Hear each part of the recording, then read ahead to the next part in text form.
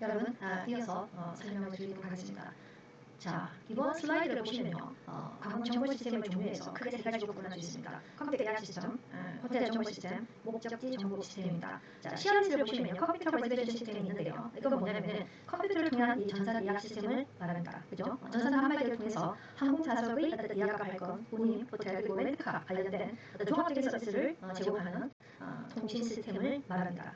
자, 여러분들의 이해를 돕기 위해서 제가 한번 웹사이트를 통해서 여러분들에게 설명을 드리고자 합니다. 자, 여러분 여기 보시죠. 항공사 예약 발권 시스템입니다. 여기서는 이제 이런 것을 소프트웨어를 개발해서 이제 판매를 하는 거죠. 이전 웹사이트는요. 자, CRS, 항공권 예약 결제 발권 재발권, 그다음 체킹 카운터 디파처 컨트롤 시스템이라는 것도 있습니다. 여러분들이 조금 더 쉽게 접근하고자 제가 여러분들이 많이 사용하고 있는 어떤 항공사를 보여드리도록 하겠습니다. 자, 예를 들면 제가 여러분들이 어떤 특정 항공사에서 여러분들이 가고자 하는 비행기를 갖다가 이렇게 이제 선택을 목적지를 선택을 합니다. 그러면 쭉 나오잖아요. 여기 보면은 특가운 할인, 정상, 프레스티지 뭐 쭉 있습니다. 그럼 여기서 여러분들이 이제 선택을 해서 가는 거잖아요. 자, 그 다음에는 어떻게 합니까? 그 다음에는 우리가 내가 어느 좌석에 앉아가고 싶은지 여러분들이 정하면 됩니다. 또한 정해서 여러분들이 원하는 어떤 그 좌석, 예를 들면 윈도우 시트 원하는지 아니면 파일 시트 원하는지 여러분 선택을 할 수가 있습니다. 그래서 여러분들이 하고 그다음입니까? 그리고 때로는요, 여러분들은 휠체어 서비스도 받을 수가 있습니다. 그죠? 항공사 이제 웹사이트를 통해서요, CRS 통해서 여러분 받을 수가 있습니다. 예를 들면 뭐 다리뼈라든지 그런데 휠체어 서비스를 신청하면요, 여러분들이 이제 우리가 보통 보면 우리가 키오스크에서 여러분들 발견을 하지 않습니까? 거기서 하지 말고 여러분 카운터 프론트 데스크로 가면 됩니다. 가서 이제 휠체어 서비스를 했다라고 하면요, 거기서 안내를 해줍니다. 안내를 주면은 거기서 여러분들에게 물을 겁니다. 여기서 이렇게 지금부터 출발해서 이미그레이션이니까 시큐리티 체크를 하기 원하느냐, 아니면 시큐리티 체크 이후부터 타고 들어가기 원하는 힐체스를 받기 원하느냐고 물을 겁니다. 여러분들이 하는 대로 하면 됩니다. 그러면은 어떤 경우에는 내가 시큐리티 체크를 해서 들어가고 싶다, 아니 들어가기 전에 만나고 싶다면 그 시간에 딱 그 포인트에 가서 기다리면 되고요. 또한 만약 안될 경우에는 그들이 문제를 쳐서 여러분들에게 서비스를 제공하려고 할 겁니다. 그리고 전화를 전화하고 그들 간에 문서를, 그러니까 그 무전기를 갖다가 왔다 하는 거죠. 거기 어디 있다, 어디로 먼저 가라라든지 그런 서비스를 해줍니다. 그런 서비스를 알고 있으면요, 편하겠죠. 제가 어릴 때 보면 이제 그 젊은 사람들, 나이가 어린 사람들, 다리가 삐었는데 그냥 툭툭 벌려서 삐박질 하는 경우도 본 적이 있습니다. 그럴 경우에는요, 부끄러워하지 말고 그냥 당당히 그런 어떤 서비스를 요구하는 게 좋습니다. 자, 그런 것들이 있고, 자, 다시 돌아가서 우리가 다시 돌아가서, 자, 그 다음에 보시면요, 우리가 호텔 정보 시스템이 있어요. 그죠? 호텔 정보 시스템. 자, 호텔 인포메이션 시스템입니다. 여기에는 호텔의 발전과 함께 필요에 따라 입장 관리 시스템, 전화해고 사주 관리 시스템, 전자장고 관리 시스템, 에너지 관리 시스템, 고객 서비스 시스템, 고객 운영 시스템 등이 개발되었다고 하는데요. 실질적으로 이러한 것은요, 여러분들이 예를 들면 호텔 예약이 된다고 하면은 실질적으로 이러한 한번 봅시다.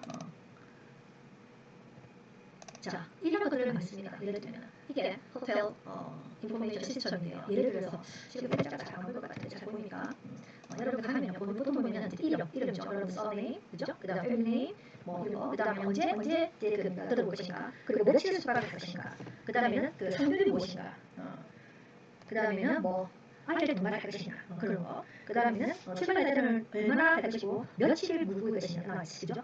스리란처럼 한번 살려야 되잖아요. 그런 거. 그다음에는 내또 보안 있잖아요. 여기 보시면은 백힐 인포메이션 있습니다. 그러니까 왔던 차량이죠. 차량 등록을 하고 여러 가지 어떤 모든 걸 다 적어놓는 거예요. 여기다 왔던 다는 거예요. 그래서 하는 거죠. 예를 들면은 여러분들이 이제 잠자리 안 민감하신 분들은요, 나는 이렇게 배기가 높은 배기를 배를 선호하지 않는다라고 얘기하면 얇은 필름을 여러분들이 요청할 수 있습니다. 그러면은 그러한 것들이 다 인식이 있어요. 다 인식이 돼서 그렇게 예를 들면은 실층이다, 메리엇이다, 리스트 카운트이다 하면은 그 고객의 일정부터 다르기 때문에 여러분들이 예를 들면 미국에서 그런 일이 있다. 그러면 아시아 어느 나라 가더라도요, 그 정보를 확연히 인지할 수가 있습니다. 그래서 그런 서비스를 제공하는 거죠. 그래서 고객 측면에서 굉장히 유용한 어떤 정보를 제공받을 수 있다라는 거.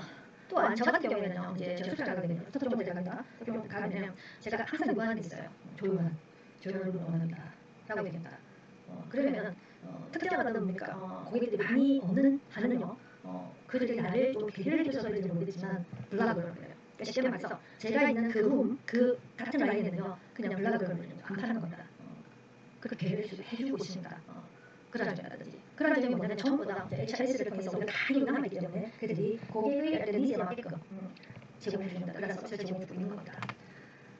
자, 그 다음에는요, 다시 돌아가서 여기죠. 자, 호텔 정보 시스템. 그 다음에는 목적지 정보 시스템이 있습니다. 자, 각 목적지에 대한 정보를 제공하는 겁니다, 여러분. 자, 다시 한번 볼까요? 자, 여기서 보고는 뭐냐면요. 제가 이번에는 새롭게 부산 관광공사를 갖다가 가지고 왔습니다. 관광 목적지로서. 자, 여기 가면요. 부산 시티투어버스가 어떻게 운영이 된다. 자, 팔도대 유원지, 용두산공원, 항영산 전망신터, 그 다음에 유람선 터미널 용안, 낙동강 생태 탐방선, 한국체험 전시관 등이 있습니다. 자, 한번 여기서 들어볼까요? 태종대 유원지. 자, 여기 지금 태종대 유원지입니다. 단욱 열차가 있네요. 이거는 제가 지금 처음 봐요, 저도. 왜냐면은 너무 오랫동안 안 가봤기 때문에 그죠? 이란에서 태종대 유원지 입구에 가지고 여기 보니까 태종대 유원지 뭐 있네요. 다루비가 들어는 천에 저희들 유원부 이런 버스가 있는 겁니다. 그죠? 트레인이요. 트레인에서 이렇게 태종대를 제가 정말 어렸을 때 한번 찾아봤었고요. 그애는 20대 때 지금은 너무 안 가서 너무 많이 보이는 겁니다. 자, 이런 식으로 이제 목적지에 관련된 거다가 용두산공원인가요? 용두산공원입니다. 여기 보면 부산 용두산공원의 환상적인 전망 보는 사람이 다들 다 알겠지만 환상적인 전망을 여러분 직접 가서 확인하시기 바랍니다. 자, 용두산 그 다음에 항영산 전망신터 여기는 드라이브를 해서 많이 가는 곳입니다. 저녁에 여러분들 그러니까 도시 어때요? 그냥 야경이죠. 야경이지 않나 싶습니다. 항영산 전망신터 강하게 보이네요. 자, 그 다음에 보면은 유람선 터미널입니다. 유람선 터미널 이렇게 이런 식으로 유람선 터미널. 자, 그 다음에는 낙동강 봅시다. 낙동강입니다. 자, 여기 에펙투어가 되어 있고 월십도공원 뭐 있죠. 함양수장 레프스타운도 있고 이런 식으로 관광 목적지에 관련된 내용을 갖다가 여러분들 우리가 정보를 제공받습니다. 자, 이거는 제가 아까 보여드렸는데 이거는 호텔 부킹닷컴이라는 웹사이트입니다. 여기 보면은 이제 한국의 어떤 사우스, 익스플로어 사우스 코리아 해가지고 각 지역을 나눠주죠. 남쪽으로 대주하는 있습니다. 자, 여기서 보면은 뭐 여러 나라, 다른 나라도 이렇게 여행을 갈 수 있는 것도 있고 여러분 보시면요, 플라이트만 있고 스테이, 그리고 호텔, 그 다음에 플라이트, 그 다음에 플라이트 플러스 호텔, 또 카렌터, 어트랙션 뭐가 있는지 대해서 여러분들이 원하는 걸 갖다가 이제 다 찾아볼 수가 있는 거죠. 이렇게 해서 하나로 묶어서 한국어 뭐 다른 데가 아니라 다 묶어서 이렇게 여러분들이 검색을 해서 여러분들의 어떤 여행 목적에 맞게끔 관광객들의 여행 목적에 맞게끔 디자인을 할 수 있습니다. 설계할 수 있겠죠. 자, 이러한 점을 우리가 알 수 있습니다. 자, 이런 것들입니다. 관광 시스템 종류에서 이런 세 가지를 갖다가 우리가 살펴보았습니다. 그래서 관광정보 전망을 보면요, 인터넷을 활용한 정보 제공 서비스입니다.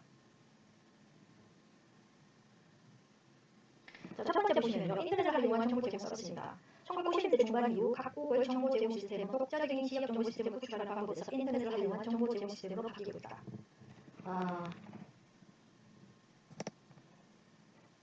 번째 보시면요, 관광 안내 정보 제공 부분의 경쟁 심화 이상입니다. 그래서 우리나라뿐만 아니라 이것도 마찬가지로 각 자체 행령들이요 홍보를 하기 위해서 관광 유치를 하기 위해서 인터넷 웹사이트를 개설하고 활용하고 있습니다. 그래서 예를 들면 호주 관광청 해가지고 브리스번 또 시드니 뭐 이런 거 있죠, 그리고 뉴질랜드 관광청, 그죠? 이런 식으로 관광 안내를 제공했습니다. 그다음에 우리가 실시간 시스템은 변화되고 있습니다. 자, 숙박, 교통, 여행 상품 등을 한 자리에서 바로 예약이 가능하도록 만들어집니다. 그죠? 그래서 여러분들 요즘에 보면은요, 뭐 예를 들어 호텔 숙박이라든지, 저도 제 모바일에 예를 들면은 그 호텔 뭐 몇 퍼센트 할인이죠? 그런 것도 계속 보거든요. 그다음에 또 한국도 마찬가지고요. 한국 사이트도 마찬가지고, 인터내셔널 어떤 호텔 컴퍼니도 마찬가지고 정보를 계속 줘요. 실시간으로 줘요. 그래서 우리 정말 제가 말씀드린 대로 우리 정보의 형성 속에서 살고 있습니다.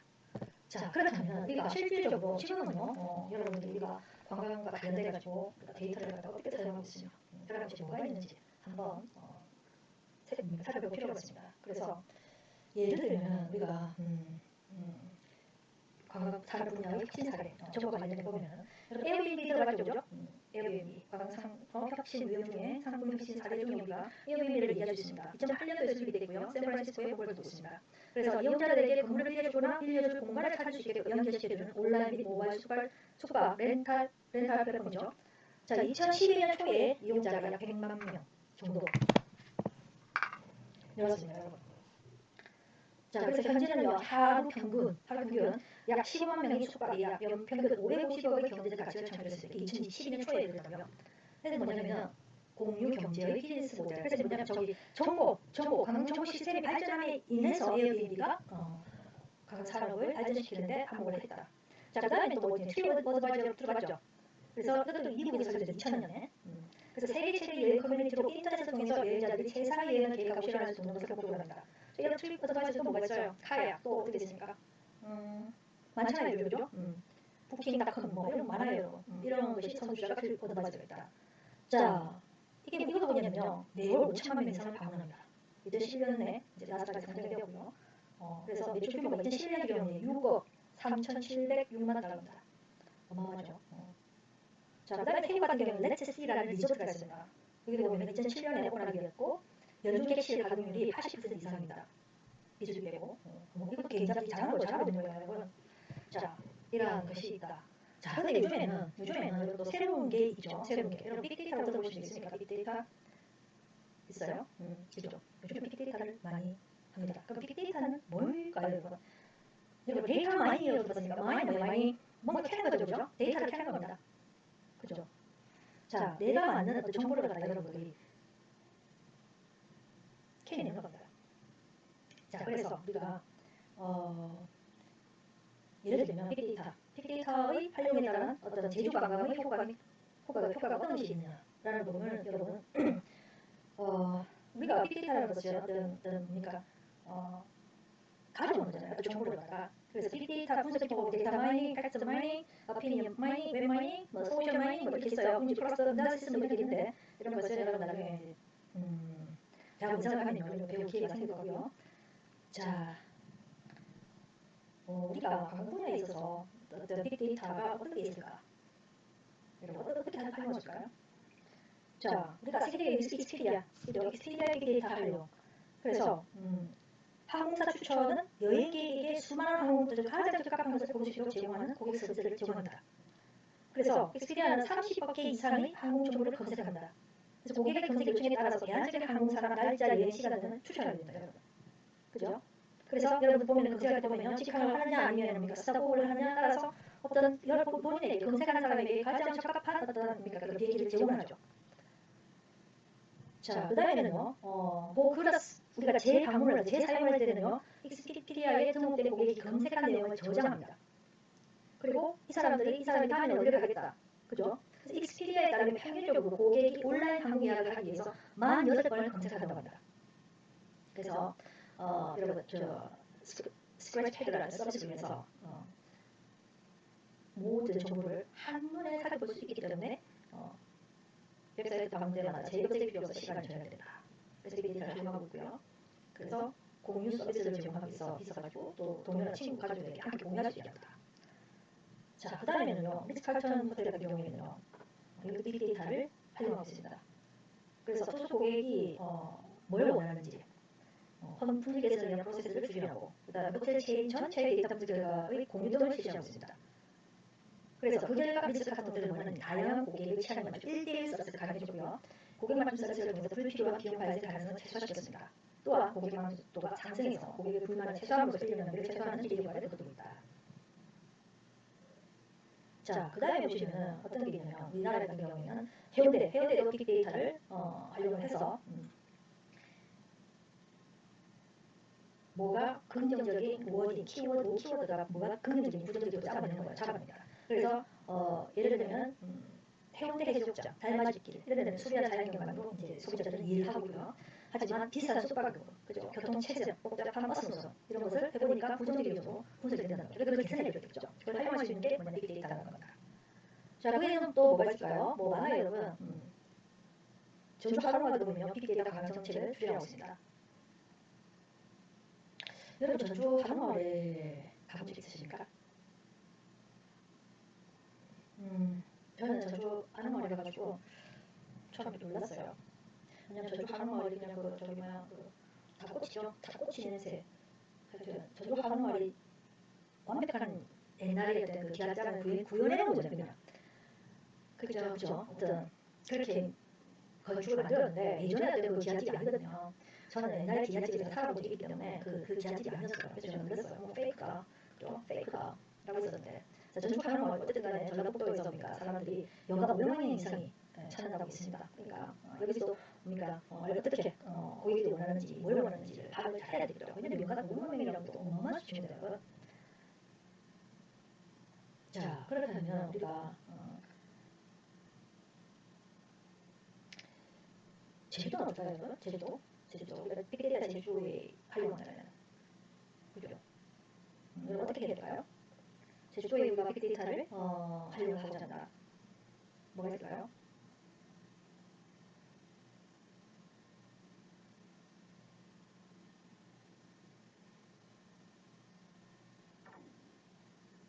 자, 우리가 예를 들면요, 관광 서비스를 제공하는 스마트 플랫폼이 있다고 칩시다. 있으면 내 모바일에 설치되어 있으면 제가 여러분들이 우리가 로케이션 정보를 주죠. 성산 일출봉에 근접했을 때 그러면은 강권하라고 할 수 있잖아요.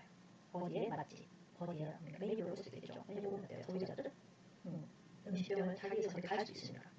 그래서 뭔가 고객들을 유치하기 위해서 할인 쿠폰이라든지 이런 걸 제공하면 되는 거예요. 그걸 가지고 이용한다면 지역 상권을 활성화를 촉진시킬 수 있습니다. 그런 것을 할 수 있도록 만드는 게 뭐냐면요. 빅데이터의 역할입니다. 그 데이터를 우리가 살펴보는 거죠. 자, 또 하나는요. 우리가 뭐가 있냐면 스마트 방향을 여러분 들어봤습니까? 스마트 방향. 그죠? 스마트 방향. 들어본 적 있습니까? 자, 스마트 방향이라는 것도 여러분 뭐냐면요. 얘기했다시피 스마트 방향 플랫폼을 구축하는 거죠. 그래서 관광객들이 와이파이에 접속을 통해서 어떤 관광객들의 어떤 그 인통계약적 특성을 파악할 수 있습니다. 그래서 지역별 방문 횟수라든지 이동 경로라든지 이런 걸 갖다가 우리가 플랫폼으로 좀 얻어보죠. 그러면은 어떻게 이 패턴을 갖다가 알아서 교통 체증이라든지 관광 정책이라든지 마케팅 수준이 어떻게 할 것인지 할 수 있는 걸 갖다가 우리가 판단할 수 있는 어떤 그 기본적인 자료로 사용할 수 있다는 겁니다. 그래서 관광객들이 이동이 있죠. 예를 들면 어디로 와서 성산으로 가서 어디로 갔다가 뭐 이런 거 있죠. 어디로 가서 이슬로 갔다가 들어오죠. 어떻게 이게 주로 이루어지는지 그걸 갖다가 우리가 파악하는 겁니다. 그래서 스마트 관광 인프라를 갖다가 어떻게 구축할 것이냐 이러한 것을 보는 것이 스마트 관광. 그래서 이러한 것을 전부 다 뭐냐면요. 우리가 관광을 발전시키기 위해서 어떤 그 추세, 트렌드죠. 어떤 스마트 관광이라는 플랫폼을 어떻게 구축을 해서 어떻게 적용할 것인가 이라는 것을 봅니다. 그래서 또한요, 프랑스 정부 같은 경우에는요, 지금 여러 AR 같은 것을 3D 기술도 활용하여 어떤 최고의 예술 작품을 생생한 어떤 3D 영상 시뮬레이션으로 보여주기도 합니다. 이런 것도 우리가 관광의 새로운 형태가 되고 있고요. 그죠? 자, 그 다음에 뭡니까? 제가 첩별다시도 스마트 플랫폼을 통해서 공공 와이파이에 접속할 때마다 입력하는 국적, 성별죠, 나이, 그리고 패턴을 분석하고 최대 시간 얼마나 세일하는지 이동 어떻게 되는지 얘기했죠. 소비행이 뭘 좋아하는지 그리고 이 사람들이 어떤 관계용품을 더 선호하는지 이런 걸 알아보는 거예요. 그래서 선생님이 뭔가 집중적으로 그 품목에 대해서 생산을 하고 판매를 하고 그런 것이 마케팅도 관련돼 있으며 또한 관광정보 시스템의 중요한 어떤 자료를 제공해줍니다. 자, 그래서 관광정보 시스템은 여러분 어떻게 빅데이터를 이런 사람 아니에요. 우리 그런 역할을 하는 사람들이 아닙니다. 우리는 뭘 하냐면요.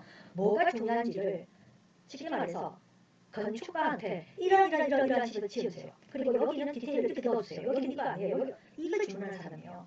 그걸 이야기해서 우리는 하는 거지. 시스템 개발로 빅데이터, 시스템 개발로 스마트폰, 스마트 플랫폼 구축하고 이런 사람들 아니에요. 구축되게 쓴소리를 하는 사람이죠. 뭡니까? 소비자 입장에서 뭘 요구하는지를 얘기를 해줘야 되는 사람들이 그걸 하기 위해서 우리가 관광정보 시스템을 배우는 겁니다. 그죠? 여러분들 쉽게 말해서 여러분 말에 한 걸 있으면 말에 한 걸. 그죠? MS 워드 쓰는 사람이잖아요. 개발하는 사람이 아니잖아요. 그래서 쓰는 사람 입장에서 뭐가 불편한지 뭘 개선하는지 그걸 주문하는 사람이라고요. 그걸 배우는 것이 관광정보 시스템을 하는 이유입니다. 자, 이해가 되셨습니까? 오늘 외국 관광과 관련된 정보에 대해서 우리가 디스커션했습니다. 다음 시간에 뵙도록 하겠습니다. 수고하셨습니다.